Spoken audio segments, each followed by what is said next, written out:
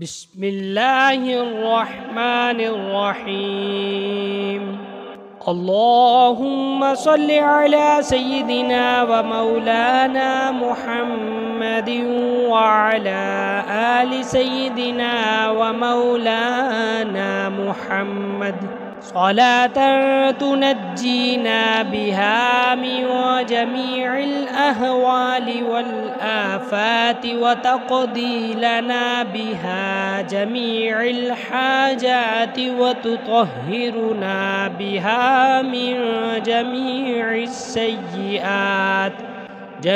السيئات وترفعنا بها عندك أعلى الدرجات وتبلغنا بها أقصى الغايات من جميع الخيرات في الحياة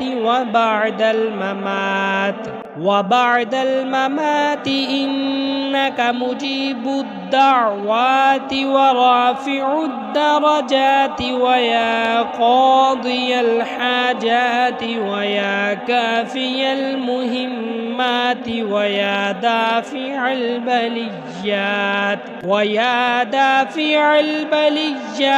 ويا حل المشكلات أغثني يا إلهي إنك على كل شيء قدير.